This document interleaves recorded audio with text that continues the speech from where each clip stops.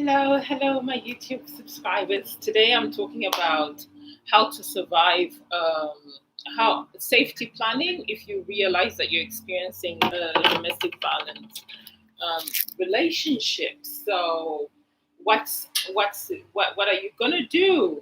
So first of all, if you're following my YouTube channel, you realize that I talked about experiencing domestic violence and my personal experience. So, now after you've experienced domestic violence, um, what what are you supposed to do? What are you supposed to do? I'm trying to make this show, but it's not quite working. Oh, good. Yeah. So, what are you supposed to do now that you've recognized that you've experienced domestic violence? And just a recap of uh, domestic violence and what it is, like just a recap on the fact that you're not having a healthy relationship. That means that you're experiencing domestic violence. Are you in a dysfunctional family? Are you with a husband or a partner and they're abusive? So the tips of how to know they're abusive. In a non-violent relationship, there's equal partnership. Are you making the same decisions financially? Are you part of decision making? There's nothing like his money, my money, it's your money. Is that happening? Are you making money decisions together, making sure both partners benefit from financial arrangements? If your answer is no, you need to start making a safety plan. Are you negotiating? Is there negotiation and fairness? Are you seeking mutually satisfying resolutions to conflict, accepting change, and being willing to compromise? Is that happening in your relationship? If the answer is no, you need to start making a safety plan. And then non threatening behavior. Just for the records, I do not own the rights to the background music. It's playing on YouTube. Thank you. And then non-threatening behavior are you having non-threatening behavior? Talking and acting so that she feels safe and comfortable expressing herself and doing things. If that's happening, you're not in a violent relationship. But if the opposite is true to that, if you're threatened, if you're abused, then you know you're in a abusive relationship. Is he using intimidation, making her afraid by using looks, actions, gestures? Is he smashing your things like your phones? Is he destroying your property, abusing pets, displaying weapons? That is abusive behavior. And just for the records, today is International Women's Day for Women. So happy International Women's Day for all of you beautiful women out there. And I'm a strong activist against domestic violence. So if you're experiencing domestic and family violence, this video is for you because I'm talking about preparing a safety plan. How are you going to escape your perpetrator of violence? So I'm just giving you just a recap of what I'm saying. I'm talking about power and control. And if you're experiencing any of these things, you need to remember you need to make an escape. And if you missed my video on domestic violence, you can go back to my old videos and you can listen to domestic violence and my personal experience and tick out the things that you think you may be experiencing. If you're experiencing any of those, then you need to make a safety plan. So I'm just doing a recap of what those things could be. Is he using emotional abuse, like putting you down and calling you names, making you feel bad about yourself and making you think you're crazy, and playing mind games with you, humiliating you, making you feel guilty, and gaslighting you? For those who don't know what gaslighting means, gaslighting is when somebody makes you think that you're crazy. Let's say you put your phone here and somebody put your phone here and somebody your partner takes it away and you come looking for your phone and be like, I know I put my phone here and it's no longer here. Then you're being gaslighted. That's just an example. But when it comes to abuse, there are certain things like you're beaten and somebody tells you, oh, it's your fault that I beat you up. Or maybe you're verbally abused, or it's your fault that I abused you. If you're experiencing any of those, you need to prepare a safety plan, which I'll be talking about soon. Is he using isolation? Is he controlling what you do, who you see or who you talk to, what you read, where you go. Is he limiting your outside involvement? Is he using jealousy to justify his actions? If he's using any of those things, you need to make a safety plan. Is he minimizing and denying and blaming you, making light of the abuse and not taking your concerns about it seriously, and saying that abuse didn't happen, shifting responsibility for abusive behavior, and saying that you caused it? You need to make a safety plan. Is he using children, making you feel guilty about the children, using the children to relay messages, using visitations to harass you, and threatening to take the children away? If that's happening in your relationship, girl, you need to make a safety plan.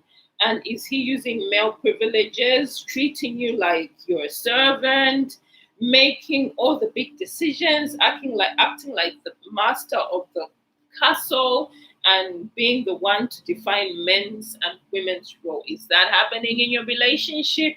If it is, you need to make a plan. You need to make a safety plan. Is they using economic abuse? I think that's the one that I talked about at first, where he's preventing you from getting or keeping a job, making you ask for money, putting you on an allowance, and taking your money, not letting you know about or have access to family income, or giving you just $50 a week. Yeah, just know that you need to make a safety plan. So now let's go to the safety plan. In the safety plan, what do you need? What do you need? If you're living in Australia, if you're listening to this and you're living in Australia, you need to call DV Connect, and the number is 1-800-811-811. You need to call Center Against Domestic Violence. There is a women's refuge if you need to escape, but you need to be very careful how you're going to do that. You need to keep your phone on you all the time, because some abusers will take the phone away from you. And make sure you've kept it charged every time and keep some credit on it. If possible, get on a plan. Make sure you're on a plan. That way, because you're on a plan, you always have credit in there. If you need to escape, you really need to do it quick.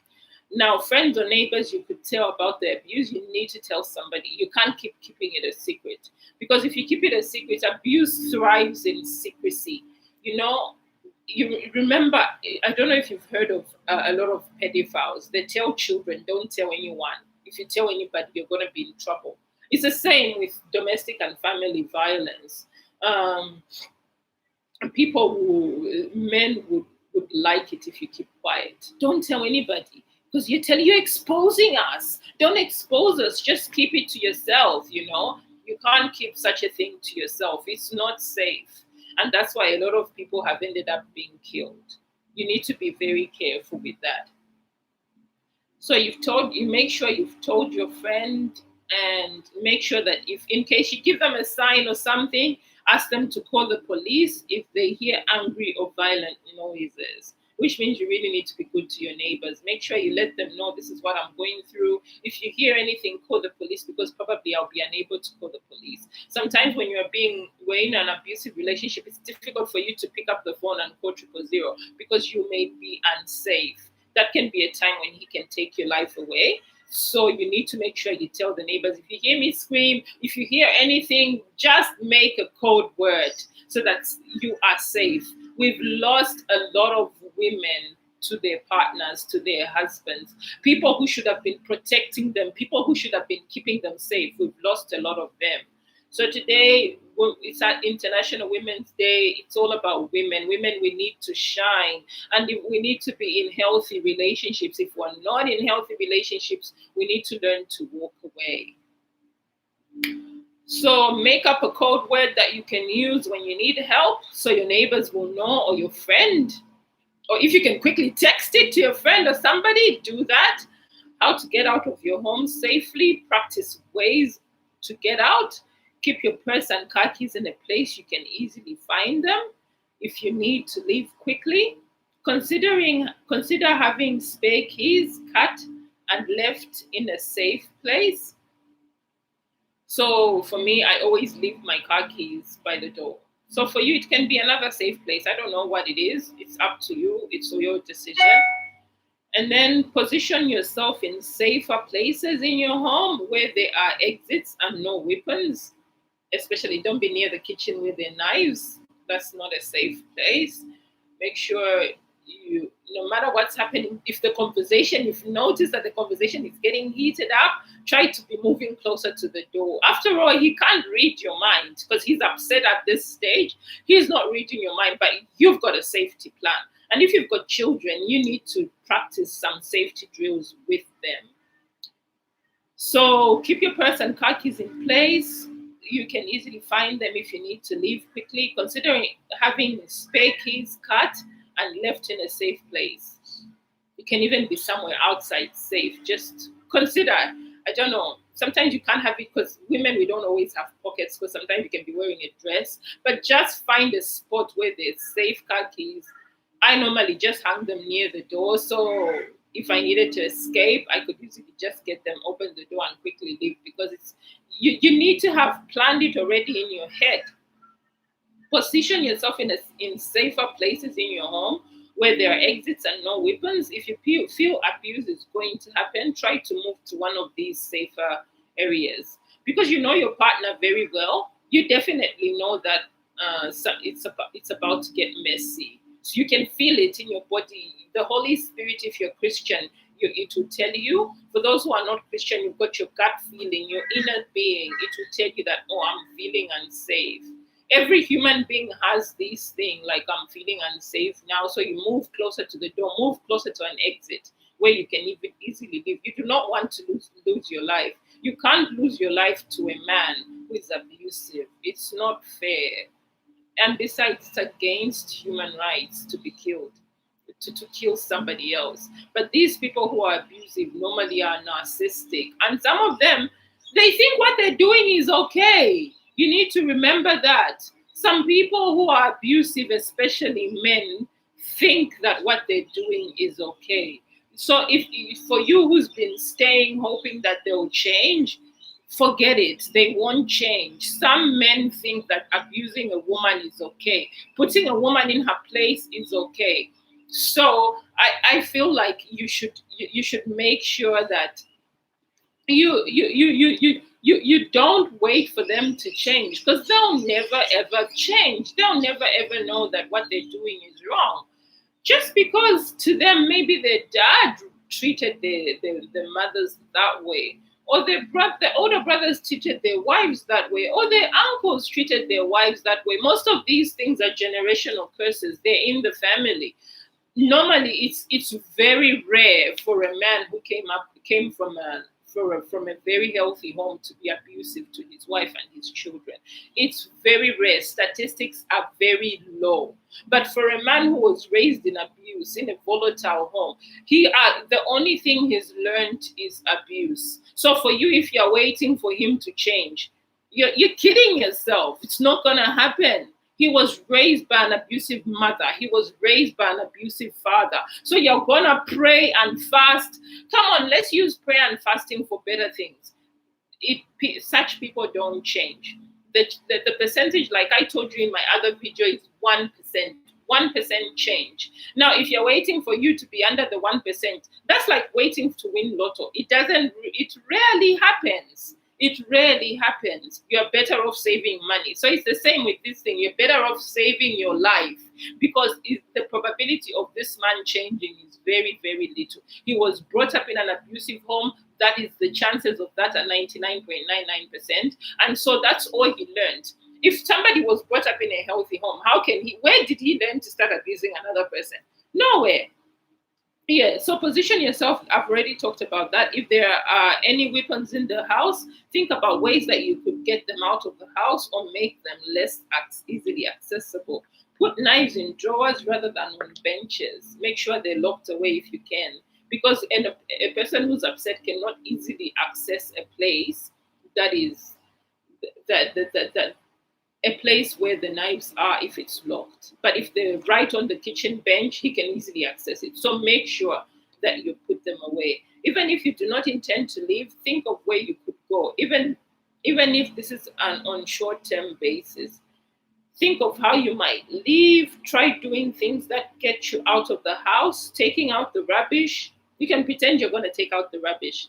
You can pretend you're walking the pet or a dog to the store. You can put together a bag of things you use every day. See the checklist below. There's a checklist I'm going to talk to you about soon. Keep it where it's easy for you to access. This might be at work or friend's house. And then a safe place to keep any information, such as the safety plan. You need to write it down. It's good to write it down, but you need to put it where he cannot find it.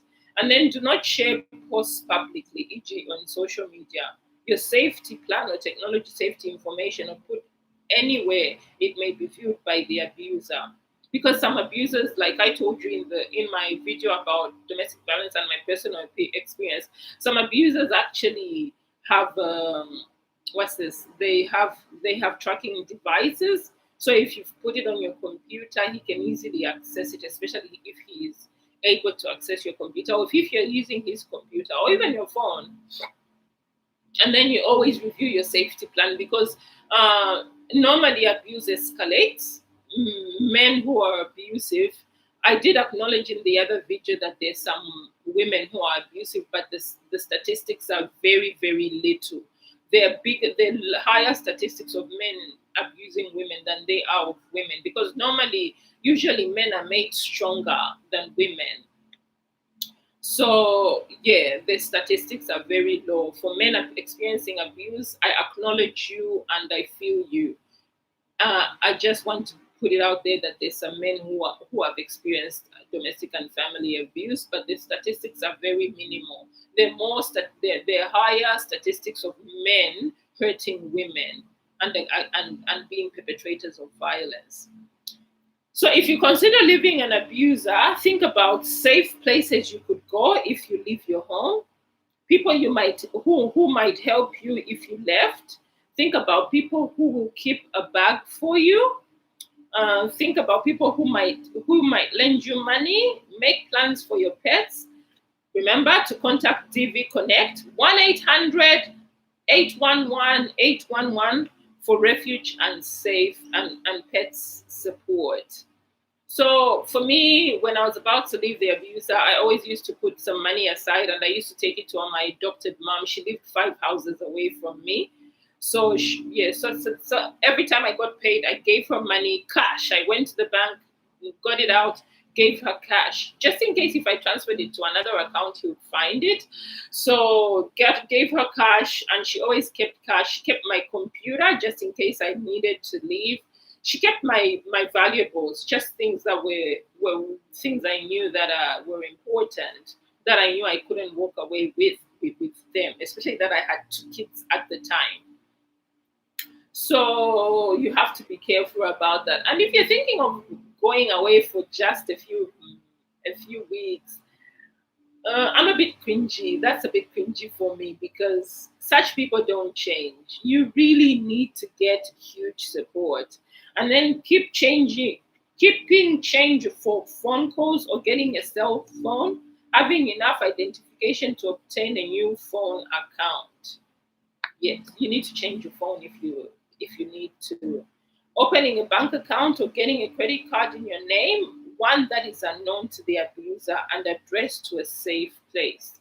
You need to find a good friend. Not all friends will give you their address. I've had friends who say, "Oh, because you're going through domestic violence, I'm not going to help you. I can't give you my address, or I can't do this for you." Not all friends, and they're not even. You shouldn't even call them friends, because a friend should be able to be there for you. And I personally feel if a friend is not there for you, they're not your friend. Reconsider that friendship. So make sure you get a person's address where you can forward your bank details, so that the bank letters can go to that name. Because if your abuser finds it, you'll be in total disaster, and you have nowhere to run to. You have no money, and that's just the honest truth. How you could take your children with you safely, that's a huge one. You need to find out, because it's hard. You're already hurting, and then you've got 2 children. I remember at the time when I experienced domestic violence, my children were 5 and 2, and I can't imagine myself carrying 2 children. Like that's just a big thing, by the time you put them in the car, by the time you get, it's a bit dramatic. So you need to make sure that you find how could you take your children safely, work that out. Keep in mind you need to protect yourself to be able to protect your children. Safety first, you look after yourself, then you make sure you look after your children. Because if you are not well, how can you look after your children? So teach your children their name and full address, where to go in the house during a violent incident, how to get out of the house, and when to go if they leave the house if someone is being hurt. Teach your children how to call police and other emergency phone numbers. Teach your children to seek help and not to intervene themselves. Never ever tell your children to intervene. This can be so unsafe. Because if the perpetrator of violence or the abuser is using a weapon like a knife, it cannot. If the children came to intervene, he can easily get a knife and hit the children. Or if he's got a weapon, in Australia, there's gun control. So a lot of men don't have guns, but there are people who actually have guns. So if they're trying to shoot and your child intervenes, the stray bullets could go on a child. So make sure you teach your children never intervene if daddy is being unsafe. Putting together a bag of things you use every day and things that cannot be replaced, e.g. your ID, medication, deeds. Hide it where it's easy for you to access. If you've got your personal car, I normally always have stuff in the car like spare swimmers. This is me. That's just the way I live my life. I always have spare swimmers. I always have spare change of clothes and undies and spare shoes in the car. I normally put those for my children as well, because sometimes we just we just drive down the road and we find ourselves at the beach and we want to swim. So I normally have things packed in a bag. Sometimes they're in my car, sometimes they're in my bedroom. So now in a situation where you're experiencing domestic and family violence, if you've got your own car, you can always make sure these things are in your car. But normally, people who are experiencing domestic and family violence, it's rare that they're financially independent. Because if they were financially independent, it's rare that they would stay. But some have stayed. That's not to say some have not stayed. Some have stayed. So some have stayed and they're financially independent. But a lot of people that I know who've experienced domestic violence were not financially stable. So it means they did not have a car. If they had to escape, they had to have a bag somewhere. You have to put a bag next to you near the door, or don't put it near the door because that would be a bit suspicious. Maybe in your kid's bedroom, just have stuff packed, especially your ID, because if you have to run away, you need these things. You need if you've got a health, you need a healthcare card, you need your Medicare card, you need your bank card, you need your driver's license or your ID or your passport. Make sure they're always packed that. And make sure the perpetrator doesn't keep these documents. Some perpetrators love to keep these documents. Make sure you have your kids' birth certificates. Make sure you have your own birth certificates. Make sure they're not in the perpetrator's wardrobe or whatever, where he keeps his safe things. Because if you have to escape, he will not give you back these things. And you need these things. You need your driver's license. You need your birth certificate. You need your Medicare card. You need your healthcare card. You need your pension card. You need your bank card. You need all these documents. So you need to make sure the perpetrator of violence does not keep them. Okay? So I've talked about that. And then ensure car is accessible to exit when needed. If you use your computer to find accommodation, support agencies, or other information that the abuser can use to trace your location, ensure that you delete the computer history all the time. If you don't know how to do it, go to the library and get help. They've got internet. There's free internet. If you make phone calls from your home phone in regards to leaving, ensure that you ring a different phone number at the end to ensure the abuser cannot redial the last number and discover who you were talking to, because this can bring problems. Oh, who were you talking to? This normally brings problems. And then get to know your phone. Some hold up to 5 or more numbers. So check that any numbers that you call do not come up on the phone or show up on the phone bill when it is due. This could also give away your new location. Consider location services on Facebook, smartphones, Twitter, and other social media, and how they affect your safety. And then change or delete your phone account and kids' accounts. People can accidentally give away details of where they are living, where they will be, and who they are with without realizing they have done so. Especially if you update your Facebook status every so often. Sometimes if you have mutual friends between you and your partner, and your partner can just call your mutual friends, and say, "Oh, have you seen my wife?" And they don't know that you've had an outburst of domestic violence. They'll just be like, "Oh yeah, she posted on Facebook that she's on Redcliffe, or she's in on the Sunshine Coast, or she's on the Gold Coast," you know. So you need to make sure, if you can, delete your post. If you delete your Facebook, if you don't want to delete your Facebook because you want to keep in touch with people who need to support you or your support system, make sure you do not upgrade it, you do not update it, you do not post photos of you and the kids. This is gonna pass. It's a season. It's gonna pass. And then Centrelink may support you with a crisis payment. Definitely go to Centrelink. They're awesome. And there's a social worker there who's gonna help you through it. In some cases, if you have to leave your premises because of risk, or in some cases, if the abuser requires to leave, if Centrelink is aware that you are in the relationship, contact them after you leave and have your payments reassessed. Centrelink is good at that. They'll do that pretty much straight away. Sometimes the money will take a bit longer to come, but it will come. And if it takes longer, if it takes 6 weeks, just for argument's sake, it takes 6 weeks, it will come as a lump sum. So don't worry, it will come. And then change your email account. That's a good one. Because if he was like the abuser that I knew, who had a tracking device, he can still be tracking your emails, and that's not safe for you. Review your safety plan often. And then some items that might be useful to take with you: money, keys to your car, house, work, extra clothes, medicine and scripts, important papers for you and your children, birth certificates, Centrelink cards, school and medical records, bank books, credit cards, driver's license, car registration, welfare identification, passport, visa, that's if you're on visa, work permits, lease or rental agreement, you need to take there, deeds and mortgage document, and paid bills, insurance papers. If you've got insurance papers, take that. If you've got a DVO, remember, if you run away, make sure you get a DVO. That's a domestic violence order. If you're in Australia, especially Queensland, you go to the police, and if they assess the situation, sometimes it's a police application, and sometimes you can apply for it yourself. Divorce papers, custody orders. Get this working. Let's say if you just leave, both of you have got access to your children. This is very important for you to know. If you just decide to leave, like boom, you've left, no divorce is happening, nothing.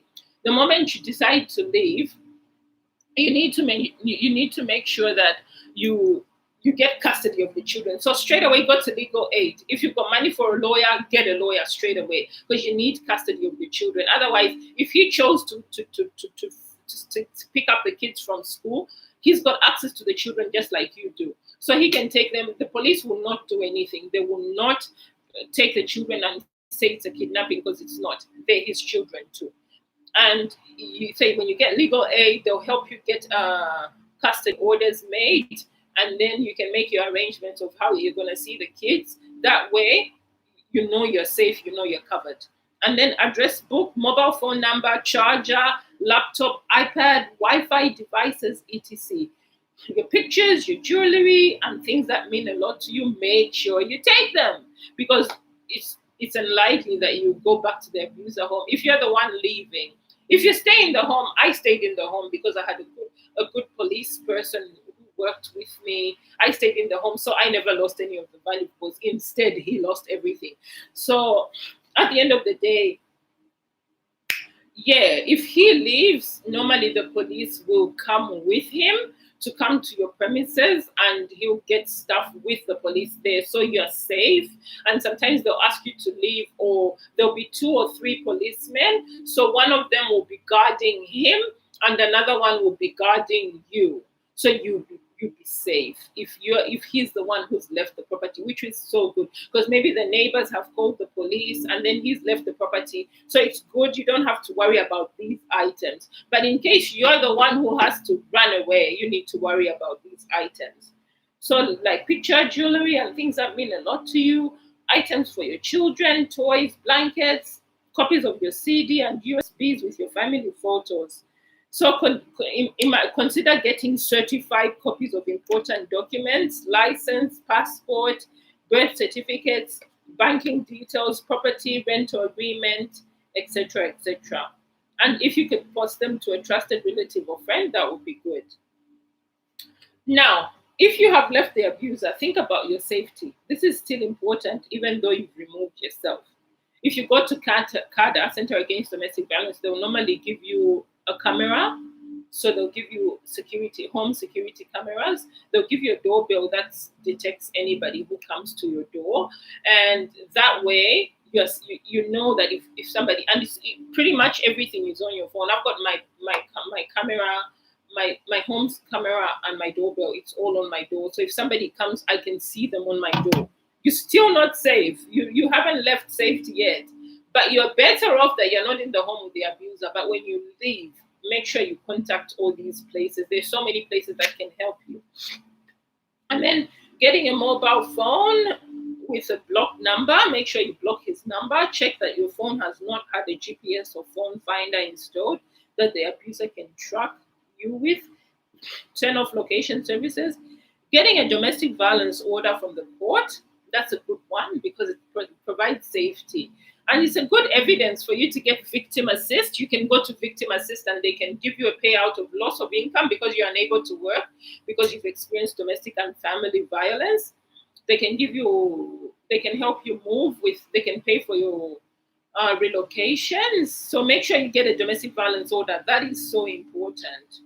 And you get it from the court. For those who don't know, find out from the court near you. Keep a copy with you at all times. Give a copy to people who take care of your children, their schools. Make sure you give a copy to their schools or your employer. And changing the locks if you remained in the house, that is. And consider putting on stronger doors, smoke and carbon monoxide detectors, a security system and outside lights. Sometimes there are services that can assist with these costs. Like I told you, CADA, Center Against Domestic Violence, it does assist with these costs. Even victim assist, make sure you contact victim assist. And then telling friends, victim assist, just Google the number online, victim assist, Queensland. And I'm sure if you're not in Queensland, you're in Victoria or New South Wales, there is victim assist all over Queensland, Australia, all over Australia, so they will help you with this. Telling people who to take care of your children, the names of people who are allowed to pick them up. Telling someone at work about what has happened. Ask that person to screen your calls. If you have a DVR that includes where you work, consider giving your employer a copy of it and a picture of the abuser. So make sure you have a picture of the abuser. Think about and practice a safety plan for your workplace in case he turned up at your workplace.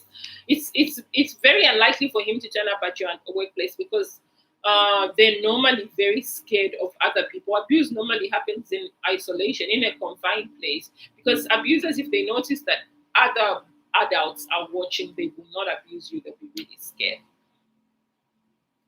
So not using the same shops or businesses that you did when you were with your abuser. For me, I actually had to move away from where I was living. It was good for my healing. It was also good for me to just go to shopping and didn't have flashbacks of moments with my abuse, because I had lots of moments of abuse at the shopping center. I would want to buy something and he would say no and just give me those intimidating looks to say you can't get that. And if I got it, he would throw away my clothes. So it was for the best that I moved from that area, because those were the shopping centers I loved. Consider calling someone that you can talk to if you feel down. Consider going to a support group or workshop. I went to workshops and they were very helpful. I attended workshops at the Women's Hub. They were very helpful. They were very healing. I did them for 3 months. They were beautiful. So if you need any more of information, just leave me a message and I'll give you more details. Safe way to speak with your abuser if you are required to do this. Do not meet the abuser alone. Never, ever. Especially if you've left. He's going to use that against you. Doing changeovers for child contact at a contact center, police station, public place that has security staff and the surveillance cameras. I normally drop off or pick up my kids at Kalanga, at a McDonald's, or why did I say Kalanga? I don't know. At a McDonald's or Hungry Jacks, because they're cameras and they're open 24/7. So if anything happened in that place, there'll be a video camera to actually show you that this is what has happened. So you're pretty safe. And they're scared because they know the cameras there, so they won't do anything. Keep a record or diary of any abuse and report any breaches of the DVO to the police, and review your safety plan. You need to realize that when you leave a domestic violence home, you need to keep a record of everything, every text message, because these people are gaslighters. They're going to gaslight you and they're going to make you doubt your sanity. So you need to make sure you keep a record of everything. Otherwise, yeah, you'll be in trouble. Make sure you have a diary. Write down everything, because this will be a problem when it comes up to child support, when it comes out to custody arrangements, when it comes back to school, when it comes back to different things. So you need to make sure you keep a diary. Write everything down, because one day you'll need a letter, and not every so-called friend, not everybody's your friend. Just keep that in mind. Not everybody has your back. So not everybody will be able to write you a letter to say, yes, I saw this and this happened. So it's best you write it down in your diary. Best you see your doctor about any incident that happens to you. See your doctor, see your psychologist, see your counselor.